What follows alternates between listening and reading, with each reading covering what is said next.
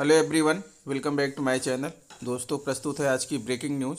चुनाव बाद शिक्षा मित्रों, अनुदेशकों और आंगनबाड़ियों को मिलेगा बढ़ा मानदेय। जल्द बनेगा एक वर्षीय बीएड पाठ्यक्रम। प्रधानाचार्य भर्ती ऑनलाइन करने में 7,500 आवेदन पत्रों में गड़बड़ी।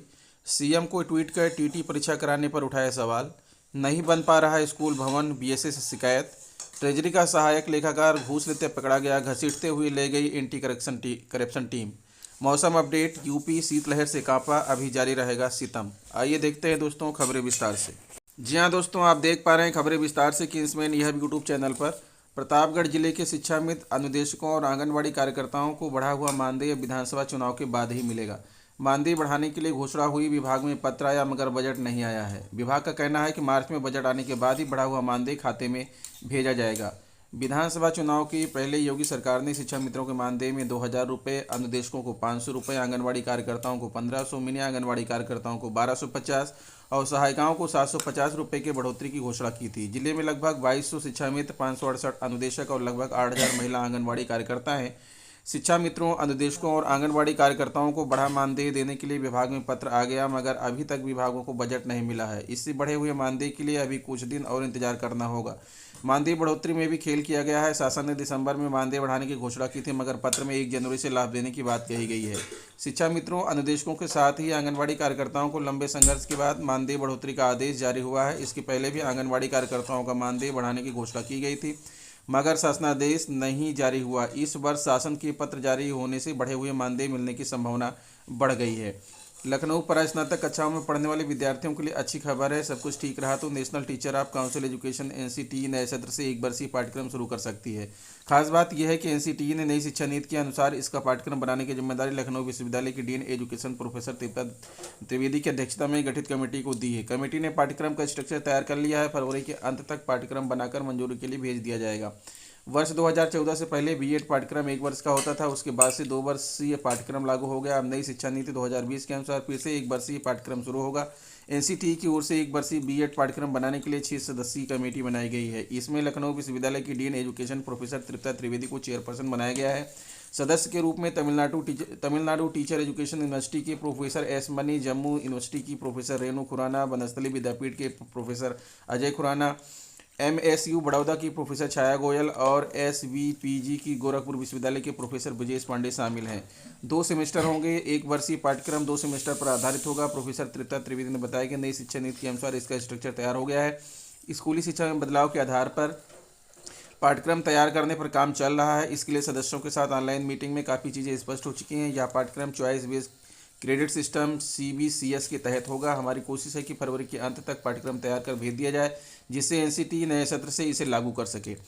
प्रयागराज अशासकीय सहायता प्राप्त एडेड माध्यमिक विद्यालयों के लिए वर्ष 2013 के प्रधानाचार्य भर्ती उत्तर प्रदेश माध्यमिक शिक्षा सेवा चयन बोर्ड की गले अटक गई है। हाईकोर्ट के प्रश्न करने पर 31 जनवरी तक साक्षात्कार पूरा कर लेने का हलफनामा देकर चयन बोर्ड ने ऑफलाइन लिए गए आवेदन पत्रों को ऑनलाइन कराया था। यह काम जिस एजेंसी से कराया उसने करीब 7,500 आवेदन पत्रों में त्रुटियां कर दी।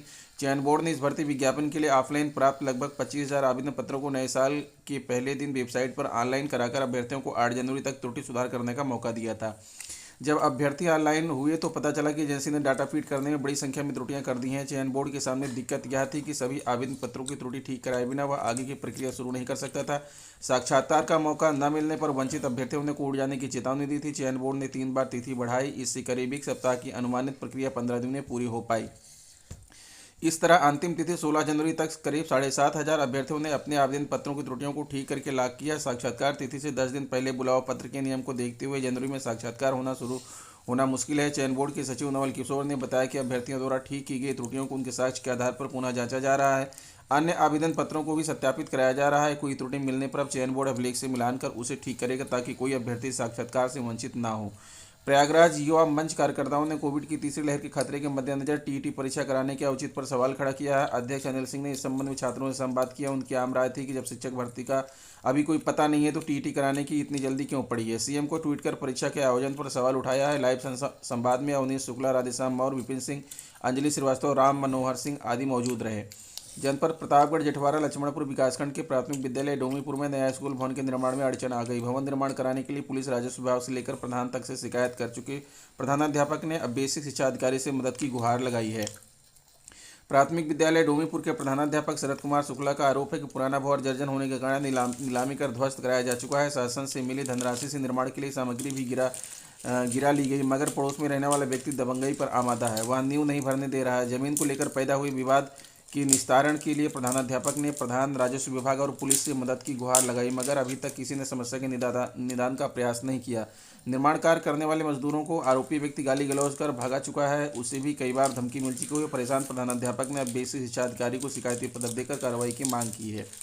संत कबीर नगर ट्रेजरी का सहायक लेखाकार घूस लेते पकड़ा गया, घसीटते हुए ले गई एंटी करप्शन टीम। संत कबीर नगर जिले के ट्रेजरी कार्यालय में तैनात सहायक लेखाकार अवधेश मिश्रा को एंटी करप्शन विभाग के गोरखपुर की टीम ने मंगलवार को 20,000 रुपये घूस लेते हुए रंगे हाथ पकड़ लिया।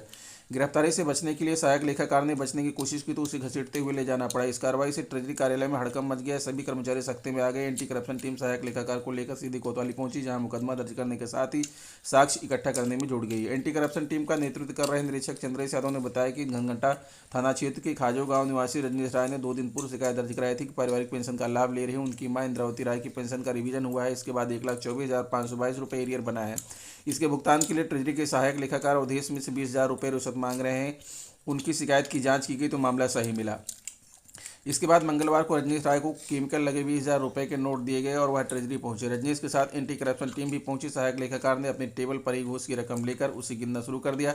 उसके बाद टीम ने उसे रंगों हाथों पकड़ लिया। उन्होंने बताया कि अवधेश मिश्र के विरुद्ध आगे कानूनी कार्रवाई की जा रही है। उसके बाद न्यायालय में प्रस्तुत कर जेल भेजा जाएगा।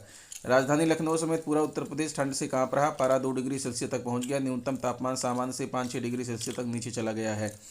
अधिकतम तापमान भी 11 से 16 डिग्री सेल्सियस तक है। मौसम विभाग के मुताबिक बीते 24 घंटे में गाजीपुर सबसे ठंडा रहा। यहाँ न्यूनतम तापमान 2 डिग्री सेल्सियस दर्ज किया गया। प्रदेश के अधिकांश जिलों में सुबह धुंध के साए में बीता है। इसके बाद ठंडी हवाओं से पूरे दिन गलन बनी रही। मौसम विभाग का कहना है करीब सप्ताह भर वैसे ही कड़ाके की ठंड बनी रहेगी। 20 और 21 जनवरी से पश्चिमी विक्षोभ के कारण बदली और बरसात की संभावना है। गाजीपुर सबसे ठंडा रहा। न्यूनतम तापमान 2 डिग्री सेल्सियस रहा, जो सामान्य से 5 डिग्री कम है। लखनऊ 4.5 डिग्री 3 साल में सबसे सर्द। लखनऊ राजधानी में मंगलवार का दिन 3 साल में सबसे सर्द रहा। न्यूनतम तापमान 4.5 डिग्री सेल्सियस पहुंच गया।